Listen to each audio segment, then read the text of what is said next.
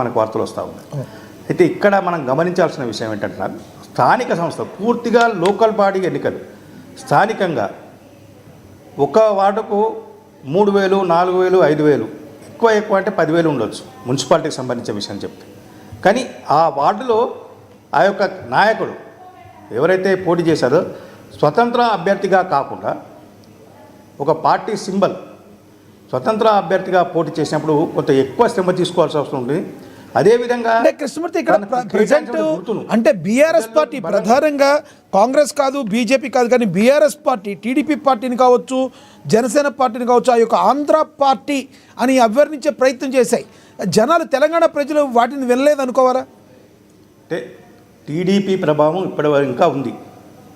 ఖమ్మం జిల్లాతో పాటు కొన్ని చోట్లలో రాష్ట్రంలో కొన్ని చోట్ల ఉంది ఇంకా టీడీపీ ఖచ్చితంగా. అంటే ఇప్పటికీ ఖమ్మం జిల్లాలో టీడీపీని ఆదరించే వాళ్ళు అన్నారు. టీడీపీ తరఫున పోటీ చేస్తే వాళ్ళకు చెప్పుకోదగా ఓట్లు వచ్చే అవకాశాలు కూడా ఉన్నాయి. అయితే దీన్ని ఆంధ్ర పార్టీ తెలంగాణ పార్టీ అని కాదు, అంటే అవకాశం వచ్చినప్పుడు అవకాశం ఉన్నప్పుడు వాళ్ళకు అనుకూలంగా మలుచుకునేందుకు మాత్రమే చేస్తూ ఉన్నారు. ఇక్కడ జనసేన తెలంగాణ ఉద్యమాన్ని ఎప్పుడూ వ్యతిరేకించలేదు. తెలంగాణ ఉద్యమం సాగినప్పుడు జనసేన అనే పార్టీ ఆవిర్భించలేదు. టీడీపీ ఆయన జనసేన పార్టీ టీడీపీ తెలంగాణ ఉద్యమంలో పాల్గొనకపోవచ్చు కానీ తెలంగాణను ఎప్పుడూ వ్యతిరేకించడం లేదు. చంద్రబాబు నాయుడు కూడా తెలంగాణ మీద వ్యతిరేకం అని చెప్పేసి బీఆర్ఎస్ ముద్ర వేసింది. కాంగ్రెస్ పార్టీ కూడా ఇప్పుడు అదే కోణంలో వెళ్తూ ఉంది. అయితే ఇక్కడ తెలంగాణ ఆంధ్ర అని కాకుండా స్థానిక ఓట్లు కాబట్టి స్థానికంగా ఉన్నటువంటి స్థానిక సమస్యలు స్థానికంగా ప్రజలకు అందుబాటులో ఉండే నేత స్థానికంగా ప్రజల కోసం ఎవరు సేవ చేశారు దీర్ఘకాలం పాటు స్థానిక సమస్యల మీద ఎవరికి పూర్తి స్థాయిలో అవగాహన ఉంది స్థానిక ప్రజల కష్టసుఖాల్లో ఎవరు భాగస్వాములయ్యారు స్థానిక ప్రజల యొక్క వాళ్ళతో నిత్యం ఎవరు మమేకం అవుతారు అనే విషయాలను కూడా పరిగణలోకి తీసుకున్నాం. ఇప్పుడు ఇంతకుముందు మనం అనుకున్నాం 211 స్థానాలు బీజేపీకి వస్తే దాదాపుగా 200 సీట్లు ఇండిపెండెంట్లు స్వతంత్ర అభ్యర్థులు గెలిచారని చెప్పేసి మనకు వస్తూ ఉన్నాయి. అంటే బీజేపీతో సమానంగా స్వతంత్ర అభ్యర్థులు వస్తూ ఉన్నారంటే ఖచ్చితంగా స్వతంత్రుల యొక్క ప్రభావం ఖచ్చితంగా ఉంటుంది. లోకల్ బాడీ ఎన్నికలు మొన్న మనం గ్రామ పంచాయతీ ఎన్నికలు గమనించినా కూడా గ్రామ పంచాయతీ ఎన్నికలు కూడా సేమ్ ఇదే పరిస్థితి. స్వతంత్ర అభ్యర్థులు కూడా బాగా గెలిచారు. స్వతంత్ర పోటీ చేసినటువంటి వాళ్ళు కూడా సర్పంచ్ పదవిలో కూడా వాళ్ళు ఎన్నికైన దాఖలా ఉన్నాయి.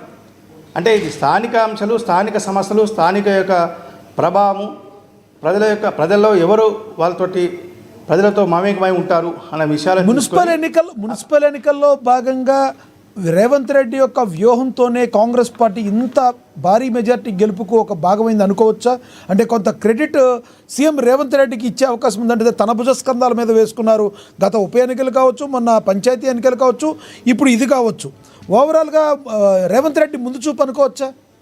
ఖచ్చితంగా ఒక వ్యూహాత్మకంగా వెళ్ళారు. గ్రామ పంచాయతీ ఎన్నికల్లో కూడా ఏదైతే జిల్లా ఇన్ఛార్జీలకు మంత్రం పెట్టి జిల్లా వారిగా మంత్రులకు బాధ్యత ఇచ్చి ఒక్కొక్క కాన్స్టిట్యున్సీకి ఆ యొక్క ఎమ్మెల్యే యొక్క బాధ్యత ఇచ్చి లేదంటే నియోజక ఇన్ఛార్జీలకు బాధ్యులుగా చేసి వ్యూహాత్మకంగా వెళ్ళారు గ్రామ పంచాయతీ. ఇప్పుడు మున్సిపల్ ఎన్నికల్లో కూడా మంత్రులను ఇన్ఛార్జిగా పెట్టి ఒక్కొక్క పార్లమెంటుకు మంత్రులు ఇన్ఛార్జ్ పెట్టారు. కొంతమంది సీనియర్ నాయకులు కూడా ఇన్ఛార్జిగా పెట్టారు. ఎంపీలు ఎమ్మెల్యేలు మంత్రులు ఉండగా మళ్ళీ మంత్రులను కొన్ని లోక్సభ స్థానాలకు తీసుకొని దాంట్లో పెట్టి వాళ్ళని కోఆర్డినేట్ చేశారు. అదేవిధంగా మున్సిపాలిటీల వారికి కూడా కొంత రీజనల్గా కొన్ని నాయకులను కోఆర్డినేషన్ కమిటీలు వేసి సమన్వయ కమిటీలు వేసి కన్వీనర్గా కో కన్వీనర్గా వాళ్ళని ఇచ్చారు. అంటే పూర్తి స్థాయిలో నూక్ అండ్ కార్నర్ ఎక్కడ కూడా ఎటువంటి ఇబ్బందులు కలగకుండా ఉండాలి. కాంగ్రెస్ పార్టీ కృష్ణమూర్తి బీఆర్ఎస్ కావచ్చు కాంగ్రెస్ కావచ్చు ప్రధానంగా బీజేపీ కావచ్చు వీళ్ళలో గెలుపు వరకు ఓకే, అసలైన లాబింగ్ సాయంత్రం నుంచి రేపటి వరకు జరిగే అవకాశం ఉందంటారా? పార్టీలు జాగ్రత్త పడే అవకాశం ఉందంటారా? ఖచ్చితంగా. ఎందుకంటే చాలా మున్సిపాలిటీలలో హంగు వచ్చే అవకాశాలు ఉన్నాయని చెప్పేసి ఇప్పుడున్నటువంటి ట్రెండును బట్టి మనకు కొంత తెలుస్తూ ఉంది. హంగు వస్తే ఖచ్చితంగా స్వతంత్రులు కీలకంగా మారే అవకాశం ఉంది. కొన్ని పార్టీల నుంచి జంపింగ్ చేయాలని మొదలయ్యే అవకాశం ఉంటుంది. ఆల్రెడీ విప్ అధికారం ఇచ్చినప్పటికీ ఎస్ఈసీ చెప్పింది విప్ కూడా జారీ చేస్తారు, దానికి అనుకూలంగా ఓటు వేయాల్సి ఉంటుందని చెప్పేసి హ్యాండ్ రైజింగ్ తోటి చైర్మన్లను వాళ్ళని ఎన్నుకోవాల్సి ఉంటుంది, మేయర్లను ఎన్నుకోవాల్సి ఉంటుందని చెప్పింది. అయితే ఈ నేపథ్యంలో తమ పార్టీ ఎమ్మెల్యేలను ఎదుటి పార్టీ అంటే బీఆర్ఎస్కు ఎక్కువ వచ్చినాయి, కాంగ్రెస్ వాళ్ళను లాక్కోకుండా. అదేవిధంగా కాంగ్రెస్కు ఎక్కువ వచ్చినాయి, బీఆర్ఎస్ వాళ్ళని తీసుకోకుండా. అదేవిధంగా బీజేపీ ఇండిపెండెంట్లు వీళ్ళను మిగతా పార్టీ లాక్కోకుండా. అంటే ఇట్లాంటి కొన్ని ఉంటాయి కాబట్టి ఖచ్చితంగా క్యాంపు రాజకీయాలు ఉదయం నుంచే ఏదైతే ట్రెండ్ మొదలయ్యి ఫస్ట్ సెకండ్ రౌండ్ కొంత వచ్చిందో అప్పటి నుంచే కొంత క్యాంపు రాజకీయాలు ప్రారంభమైనట్టుగా వస్తూ ఉన్నది. చాలా చోట్ల ఇప్పటికీ ఎమ్మెల్యేలు, ఎంపీలు వీళ్ళందరూ కూడా ఎక్కడికక్కడ సమన్వయం చేసుకుంటూ వాళ్ళు ఈ గెలిచేటువంటి అవకాశం ఉంటే అభ్యర్థి. అయితే కృష్ణమూర్తి, ఇప్పటికైనా బీజేపీ కావచ్చు, బీఆర్ఎస్ కావచ్చు, అక్కడ లోపం ఎక్కడ జరిగింది, మన నాయకత్వము లోపం ఎక్కడుంది, మనం ఎక్కడ తప్పు చేస్తున్నామని సరిచూసుకునే అవకాశం ఉందంటారు? ఎందుకంటే డే 1 నుంచి బీఆర్ఎస్ పార్టీ తన అహంకార ధోరణి పోలేదని ఇప్పటికే మీలాంటి విశ్లేషకులు చాలామంది చెప్పారు. బీజేపీలో అంతర్గతం కావచ్చు, ఇక్కడి నుంచైనా సరిగ్గా ఎక్కడ లోపం జరిగిందో గుర్తించే అవకాశం ఉందంటారు? లేదంటే ఎప్పుడూ జరిగే విధంగా మళ్ళీ కాంగ్రెస్ పార్టీ మీద దుమ్మెచ్చిపోసే అవకాశం ఉందంటారు? కాంగ్రెస్ పార్టీ మీద దుమ్మెత్తి పోస్తూనే బీజేపీ తమకు తాముగా వాళ్ళు ఎవరికి వారు తమదే పైచేయి అనే విధంగా కొంత వాళ్ళు వ్యవహరించడమే కొంత పార్టీలో ఇబ్బందికర పరిస్థితి తయారైంది. అంటే కొంత ఒక 3 నెలల క్రితము నరేంద్ర మోడీ గారు ఎంపీల సమావేశము నిర్వహించారంటే ఇక్కడ 2 తెలుగు రాష్ట్రాలకు సంబంధించిన ఎంపీల సమావేశం పెట్టి తెలంగాణ ఎంపీలకు క్లాస్ తీసుకున్నారు. మీరు ఎందుకు విఫలమవుతూ ఉన్నారు? తెలంగాణను మనం ఈజీగా మనం అక్కడ గద్దెనెక్కే అవకాశం ఉంది. తెలంగాణలో మనకు ఆ పూర్తి స్థాయి అవకాశం ఉంది. కానీ మీ యొక్క అంతర్గత కుమ్ములాటలు, మీ యొక్క విభేదాలు, నేతల మధ్య విభేదాల వల్ల అక్కడ బీజేపీ దెబ్బతింటుందని చెప్పారు. ఆ ప్రభావం కొంత ఈ మున్సిపల్ ఎన్నికల్లో కనబడుతుంది అనుకున్నారు.